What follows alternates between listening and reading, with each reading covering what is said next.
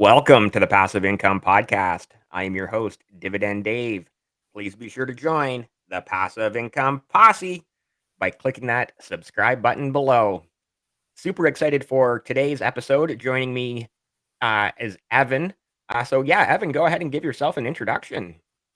Hey, yeah. So my name is Evan. I go by My Money Marathon on most my accounts online. I'm pretty active on Twitter, Instagram, and YouTube now. I'm trying to get back more into YouTube.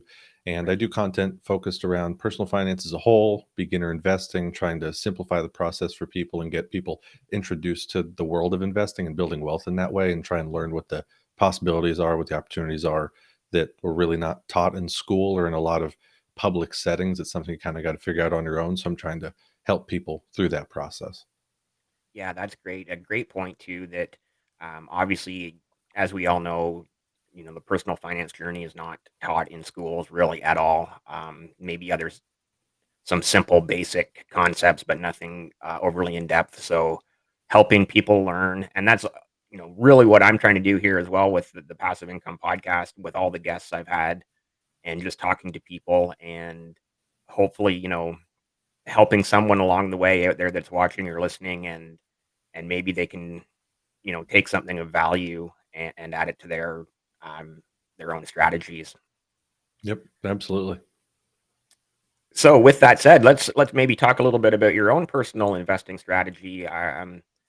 Most people know I love the dividends. I'm not really sure where you're at, if you're heavily into dividends and passive income, or if you're more of a total growth investor. Or yeah, let's just open it up there.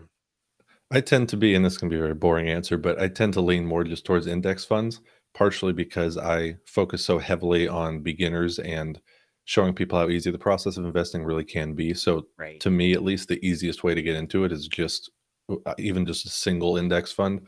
You'll get plenty of diversification, plenty of opportunities for growth, and then also some dividends along the way from some of the stocks that pay dividends inside the fund.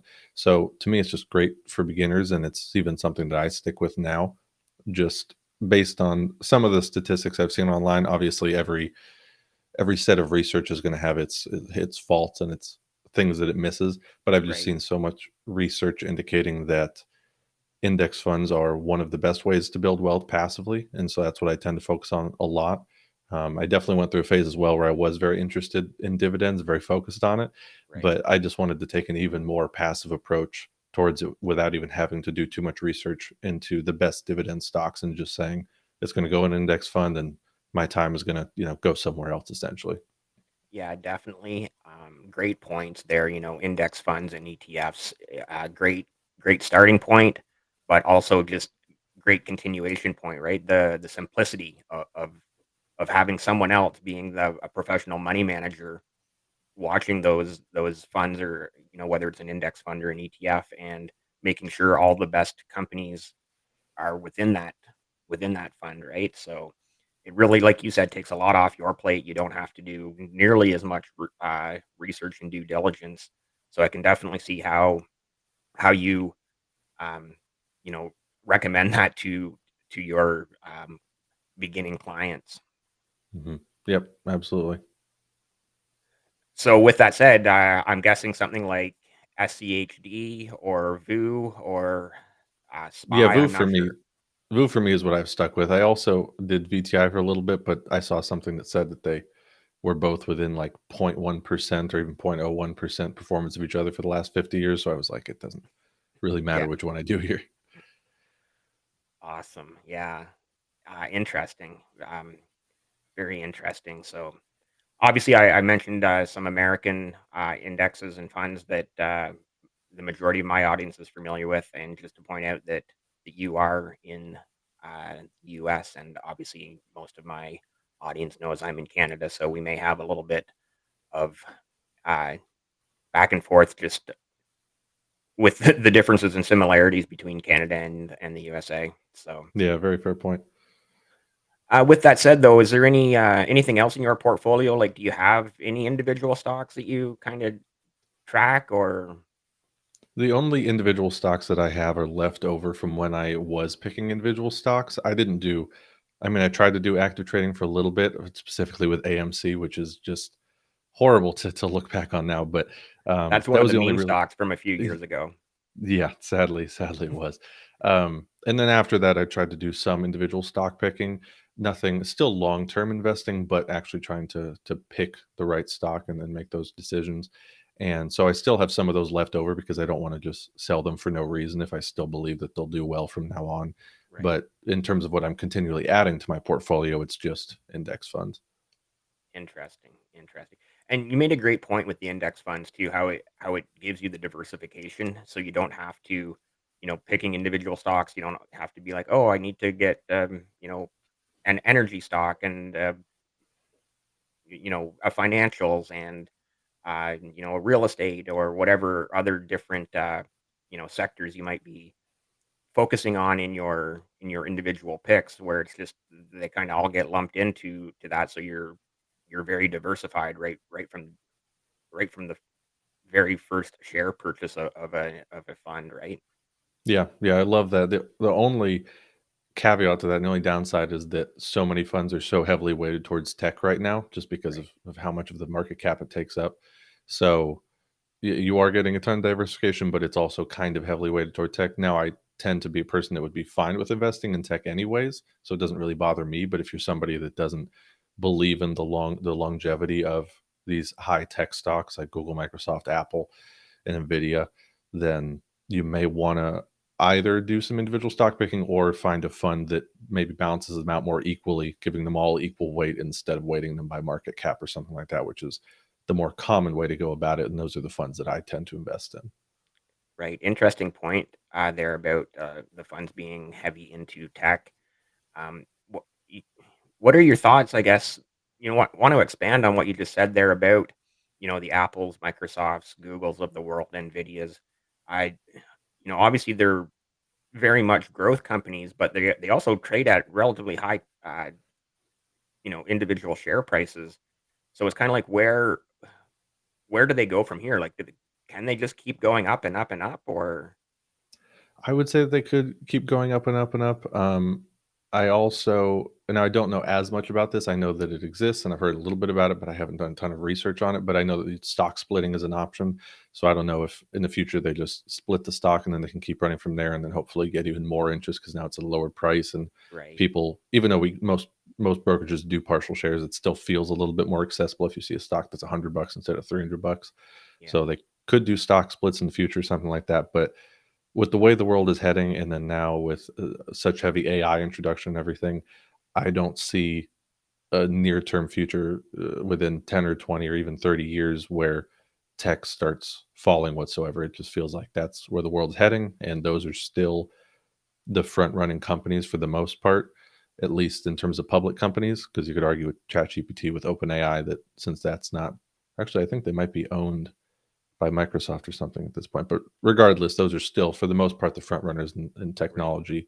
And so I don't see a reason that they would drop at this point. But obviously, who knows the exact future? Yeah, yeah. Great point. As much as we'd like to be able to predict the future, none of us can. That would So be it awesome. it is interesting to speculate, and I do appreciate your speculation of potential for stock splits. That that's a very viable option for these companies in the future, because yeah, you're exactly right. It's if you're buying full shares, and a full share is like $300 as opposed to $100.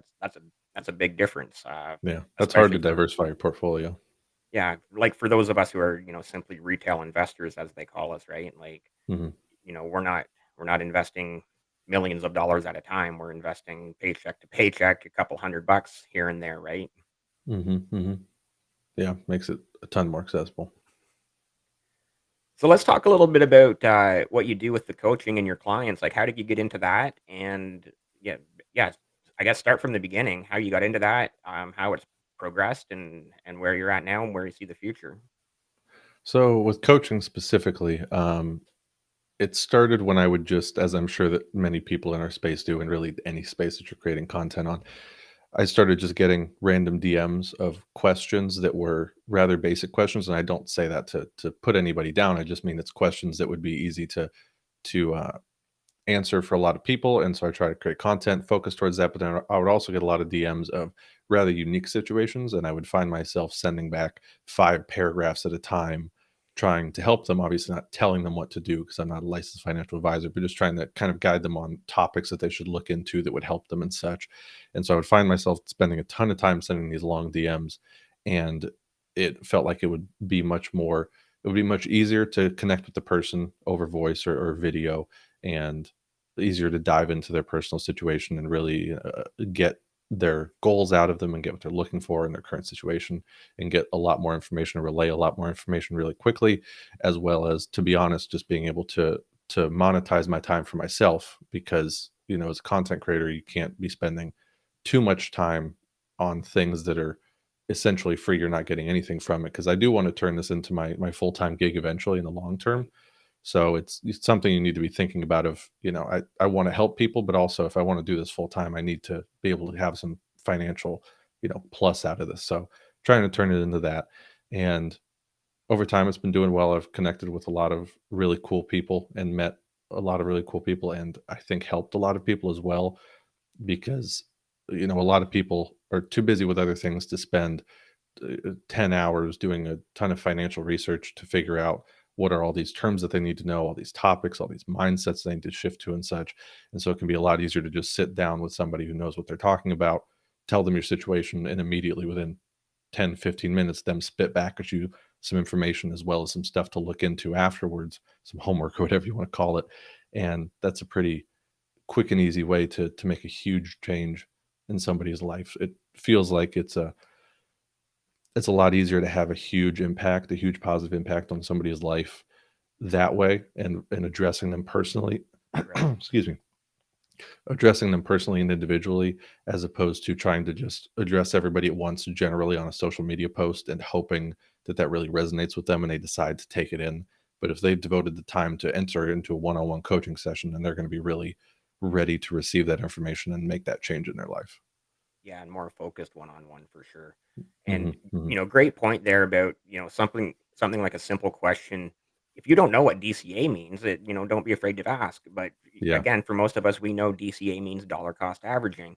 But at the beginning, if you're just getting starting your journey, you may not know that, right? Yeah. So don't be afraid to ask those questions when you are starting out and getting going, because that's how you learn, asking questions. And the community on, am I calling it Twitter or am I calling it X? The community on X is fantastic for helping people, for answering those types of questions. So, don't be afraid to ask it, because like you said, they may sound like a simple question to a lot of us, but if you don't know, you don't know, right? So, Yeah.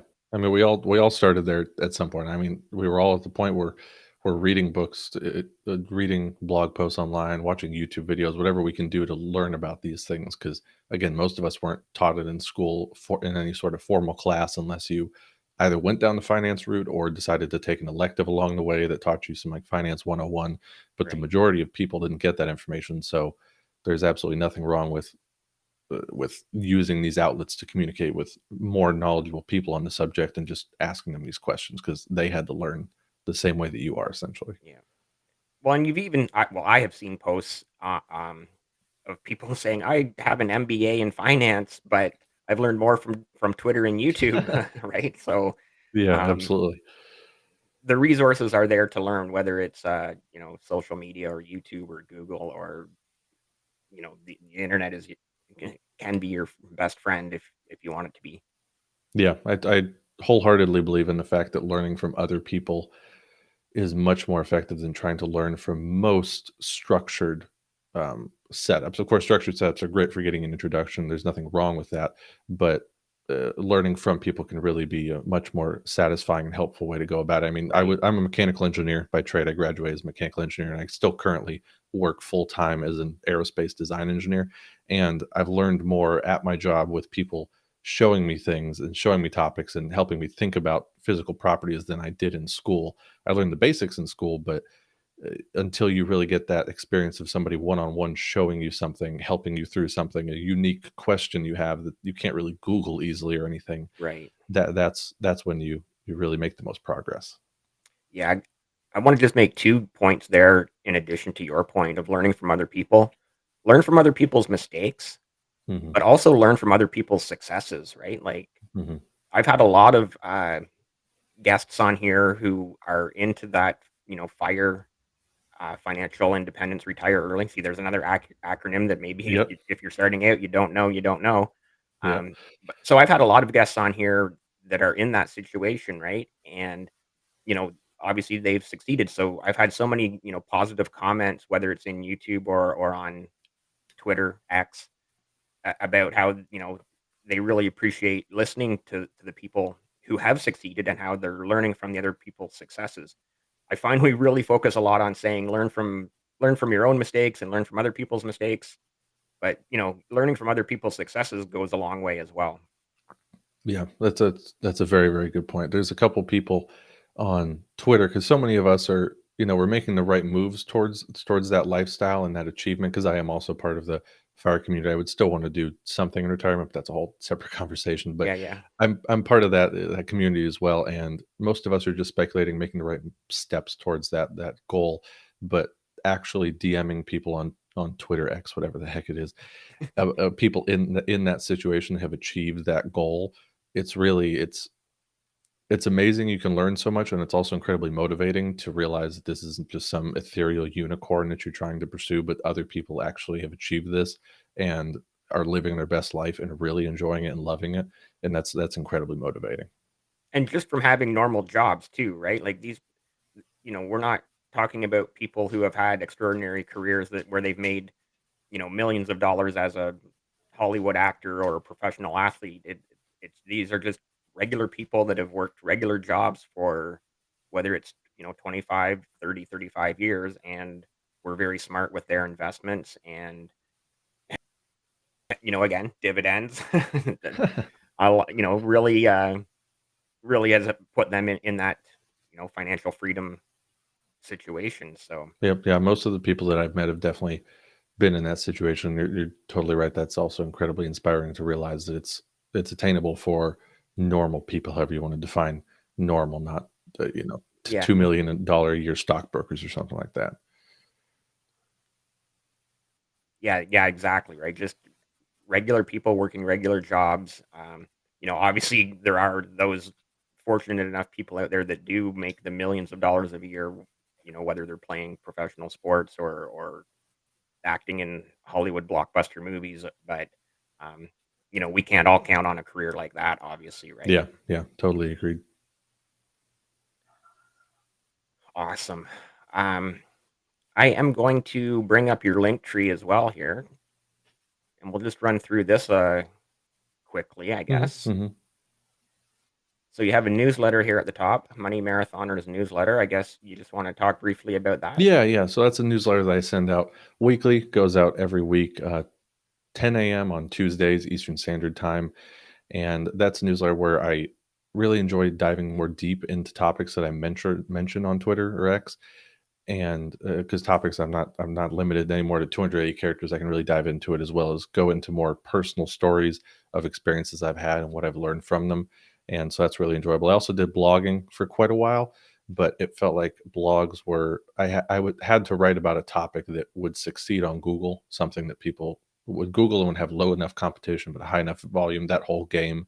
Whereas a newsletter, I can write longer form on topics I'm actually genuinely interested in and have really affected my life Right. that may not perform well on Google, but are too long for a social media platform. So it's kind of that great in between to get regular content delivered that I'm able to dive more deep into things in.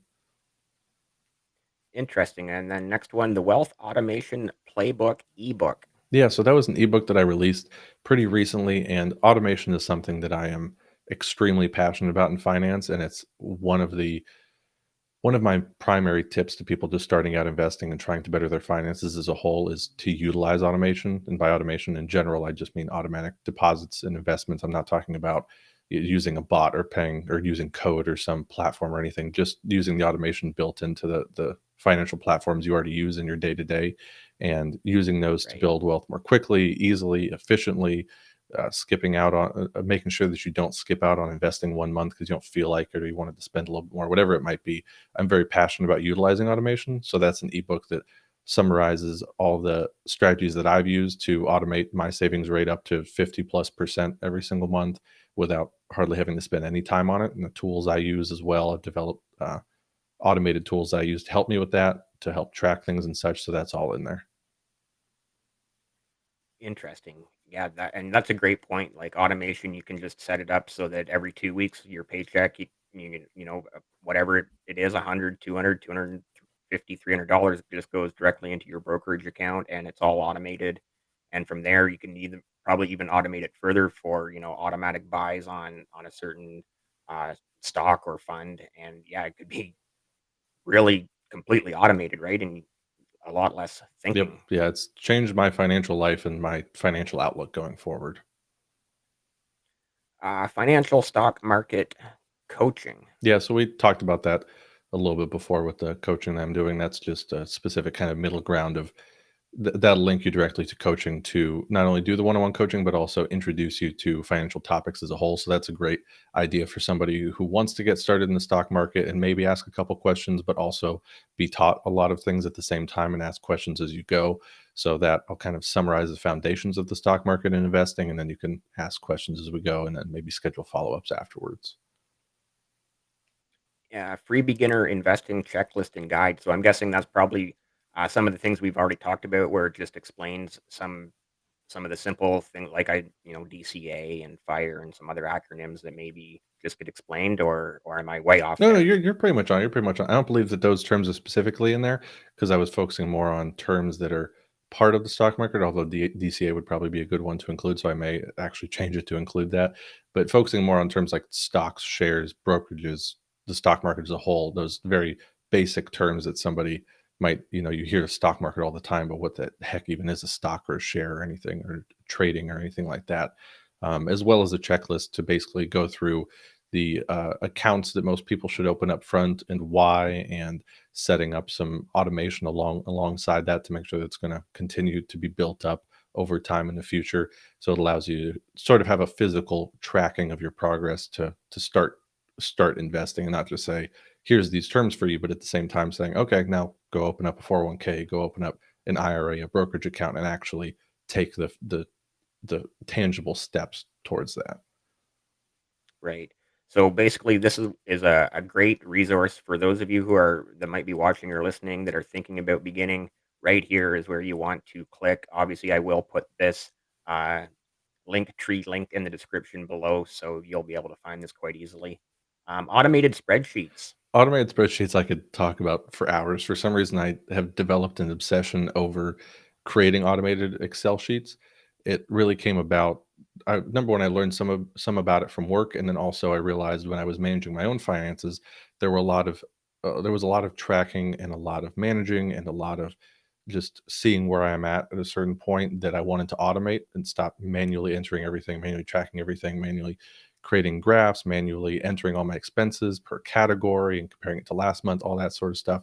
So I've just created my own automated spreadsheets over time and then also given them away to anybody who's interested as well. Interesting.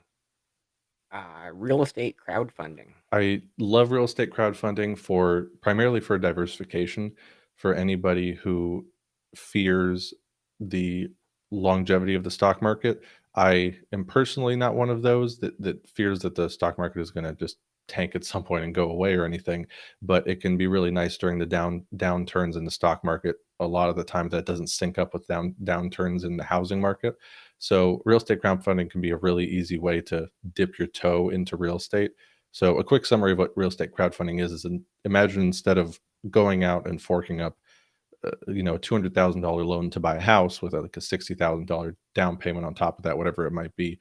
Instead of doing that, Right. you and 10,000 other investors only pitch in like $600, whatever it might be, and buy the house together at once using a platform. You're not actually interacting with the other investors, but you pitch in a piece of money and you get partial ownership of that property so that you have the rights to a portion of whatever income comes in through rent payments, which would come in the form of dividends for you. And also, if the property appreciates over time, then you get a portion of that appreciation. So you actually have partial ownership of a property without going through the trouble of finding a property, having all the cash at once, dealing with maintenance, finding tenants. If you have to evict a tenant, all those troubles along the way, Right. you get to avoid that and just pay a small fee to the platform to handle that for you. So I have 2 questions. Is that in conjunction with this link here, the Fundrise Real Estate, Yes, crowdfunding? yeah, they're both platforms that do very similar, they have very similar goals, and they're very similar platforms. And then my second, thought on real estate crowdfunding, because you explained it very similar to a REIT. Do you would you compare it to a REIT? And again, there's another, term that if you don't know, you don't know, real estate investment trust. Yeah, so REITs and real estate crowdfunding are definitely incredibly similar.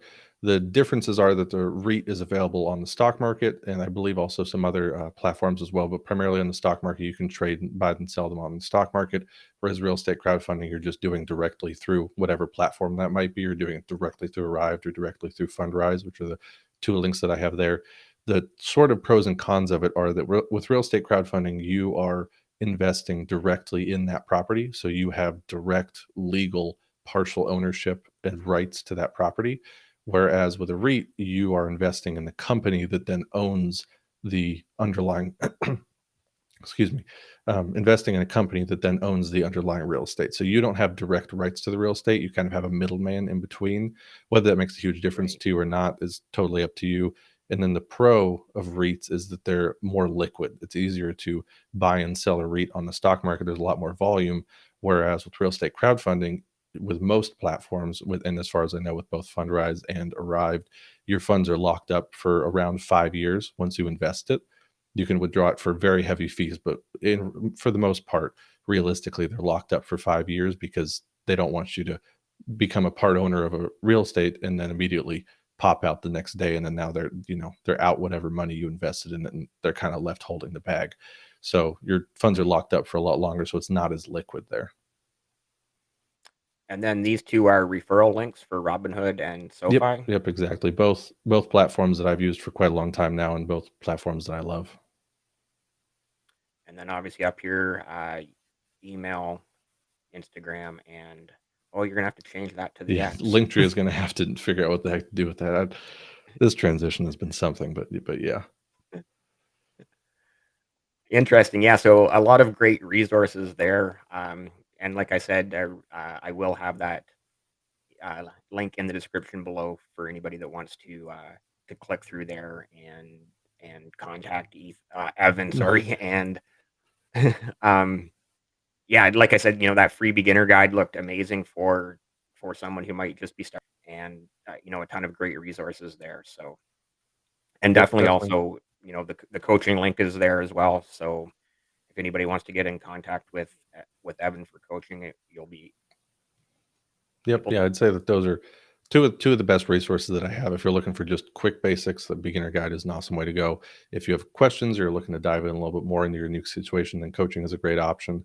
Also, just a heads up, I'm currently working on a project to a more in-depth version of that beginner's guide because that's just a two-page PDF to try and make it as quick and easy as possible. But I'm currently working on a little bit more in-depth Notion course Right. that you'll be able to go through that'll cover similar topics, but with a lot more detail, even more terminology, more actionable steps you can take along the way. So keep an eye out on social media for that coming up as well. Honestly, like, 2 or 3 pages for a beginner that because you don't wanna get overwhelm people at first Mhm. either, so I think that's probably great, right? Like, keep it somewhat to a minimum just so somebody doesn't get overwhelmed and think, "Well, what am I getting myself into?" Like, just Yeah. make it quick, easy, simple, understandable, and then people feel like, "Hey, no, I can do this," right? Yep. Yeah. I struggled with that in the beginning because, as I'm sure you know, a lot of the finance related content online, especially on YouTube and Twitter, tends to, obviously not all of it is, but a lot of it tends to skew towards the stock trading side of things, the very active trading, paying attention to candles, custom stock metrics, checking MCA, checking 52-day average, whatever it might be. And that can be incredibly intense and incredibly scary to a beginner. So that was Yeah. that was the side of the financial world that I was introduced to initially because that's what is so popular on YouTube. You're going to get more clicks on a video saying, these are the stocks I picked this week. Come back next week and I'll tell you how to get rich, versus a video just saying dividends are the way to go. Index funds are the way to go. That's what there is to this. Yeah, You're going to that's get a just lot the more clicks. reality of both YouTube and just the reality of the world. People are gonna click on that one that says, you'll get rich next week," as opposed to, "Hey, dividends, you'll get rich in 15, 20, 30 years," right? Yeah, yeah, absolutely. So I know that I got scared off from it initially as well. I still stuck with it clearly, but it was much more intense and intimidating up front than it had to be for sure. Yeah. No, I think what you're doing is great. Helping people get started, explain the basics, and then even beyond that to some of the more, intermediate levels too, right? Like take somebody from that beginner to when they feel like they're, I'm guessing, more comfortable on their own, right? Mhm. And so, where do you see I guess you mentioned that you were hoping this it could turn into sort of your full time job in the future. Yeah, my question is, where do you see yourself going with the coaching in the future? Is that still the hopeful career path? Yeah, I would say a mix of coaching and just content creation, which is what I'm currently doing, but obviously would need to scale it up significantly. Right, But I really enjoy content creation because it's a creative way to either express my feelings or put out information that I feel is important to a ton of people at once, because I can put out topics that I believe are applicable to most people, or at least a lot of people, or my audience, whatever it might be. I can put out that content quickly to a lot of people and make an impact, hopefully, with a lot of people, even if it's a more minor-ish impact, because how much are you really going to intake an Instagram post or a Twitter post at once? And then coaching is the way that I can focus on people that have those unique questions and such. So I would say that that's a really good mix to have for the long term. Now, the content that I'm producing is what might shift a little bit in the long term. What I think I would enjoy the most would be something like YouTube. I would enjoy making those long-ish form YouTube videos, at least 10, 15 minutes, something like that. right, But the undertaking of sitting down and filming that nearly all at once, scripting ahead of time, editing that whole video is pretty prohibitive to me currently, having a 9 to 5 job on top of the content creation and coaching and such that I'm doing. So I wouldn't really have time to devote to that. Whereas Twitter and Instagram is content that I can create, uh, it's smaller pieces of content to create. So I can spend an hour working on a piece of content, be done with it, instead of needing 7 hours to create a single post and put it out there. But right. in the long form, kind of shifting around content, yeah. But coaching, I think, will always be there. Awesome. I'm gonna bring this up quickly as well. This is where you can find Evan on X. I'm gonna call it X. I'm gonna do it. I'm just gonna call it X. You're making the leap. Making the leap. At Money Marathoner. From no savings and a soul sucking 9 to 5 to 50% savings rate, quickly approaching FI, financial independence, producing content I love, ebooks, spreadsheets, newsletters, coaching, and more. And so there's the link there as well. You can find Evan on X at Money Marathoner. Absolutely. Yeah. The soul sucking 9 to 5 is, of course, a bit of an exaggeration. It's not It, the end of the world to work where I work or anything, but it's in comparison to doing something that I feel is important and impactful to people directly, bettering their financial state, even slightly, can genuinely change somebody's life with that exaggeration. Whereas right, working in, a standard 9 to 5, where I work in aerospace, so we're producing aerospace components that go into a rocket that they're just throwing up to test, and then it blows up in the atmosphere, and then they launch the next one. It feels a little bit less meaningful for the most part than showing somebody, hey, this is how you can invest, and then 15 years later they have 20 times more wealth than they would have had otherwise. That is a huge impact on an individual's life, and I would rather right. prioritize that, and I find that more fulfilling. So that's the transition I'm hoping to make in my career path. Interesting. And so, is it fair to say that investing isn't rocket science? I would 100% say it's not rocket science. It's way less complicated than a lot of people try to make it seem. Yeah, you're the first person who has been actually qualified to say that, though. Yeah, it is absolutely not rocket science. Not nearly as difficult. It's it's totally accessible to a ton of people. Yeah. And, beyond that too, like, sure, there is math involved, but, obviously in aerospace engineering, there's a lot of complicated math involved. In investing, the math that's involved isn't overly complicated. I think a lot of people, obviously you're good at math. A lot of people feel that they're not good at math. I would probably Mm. include myself in that, even though my math isn't horrible.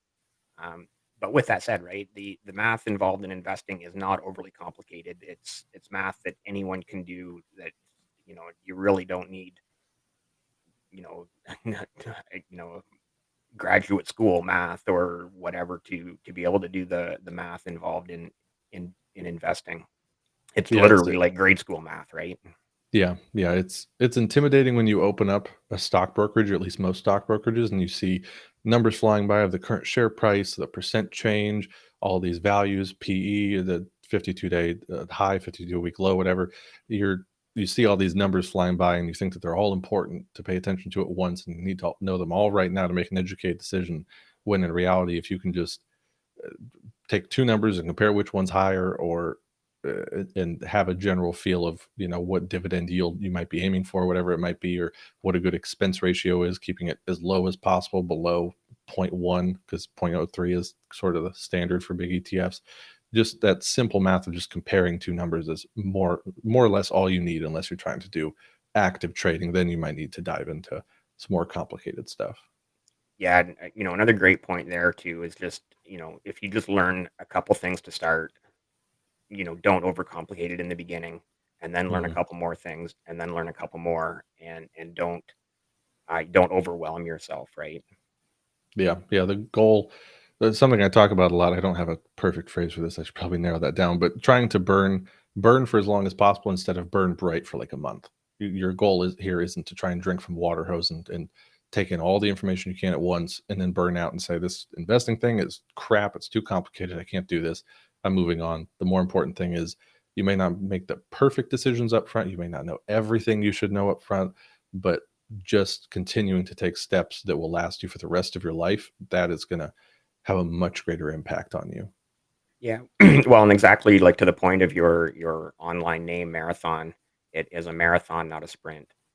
And so very similar to your burning desire type, you want to keep burning. You don't want that candle to burn as long as possible, not just for a few days or weeks or months. You want it to, you want to keep that fire going for years, decades. Absolutely. Yeah. Trying to emphasize that this is not with the marathon name, trying to indicate this is a lifelong Journey. pursuance, Yeah. whatever. You're trying to keep this up for the rest of your life. Essentially, this isn't something we just want to do for a month and great, now you're rich, go ahead and retire and you're done. You don't have to worry about it anymore. It's just something, build these habits into your life. They don't have to be super complicated, but just build it in your life, get a little bit better over time, and you'll be fine. Yeah, exactly. This has been another amazing conversation here on the Passive Income Podcast. I really feel like we've opened up the discussion for hopefully a lot of people that may just be thinking about getting into it. Like I said, that link tree will be linked in the description below. Before we wrap up, is there anything else that you would like to mention or get out there? um I don't believe so specifically. I would just say, yeah, check me out on Twitter, Instagram. Check out the newsletter. I also have the website mymoneymarathon.com, as well as something else. I haven't posted blog posts on there in a while, but it is some more long form content if you're looking to learn more about personal finance and investing as a whole. There's a ton of great content on there. I've just kind of shifted my focus over time. But yeah, if you search My Money Marathon on Twitter, Instagram, or YouTube, you should be able to find it on there. Or even on X? Yes, or even on X, if we're calling it that now. Oh Or if they man, I decide don't to know. go back in a week. Yeah, I find it just at this point just kind of humorous because Yeah, obviously it's so many people are just going to call it Twitter for the next forever. And 100%. And you go to your tweet analytics, it still says Twitter analytics, even I've though the noticed that. website is Yeah. X. It's the transition has not been smooth. Awesome. Well, once again, thank you so much for your time. I've really appreciated you coming on and being a guest here on the Passive Income Podcast. For those of you still here nearly 40 minutes later, if you're not already, please hit that subscribe button below. And yeah, thank you again so much. It's been an incredible conversation. I've really appreciated having you here. And like I said, Subscribe.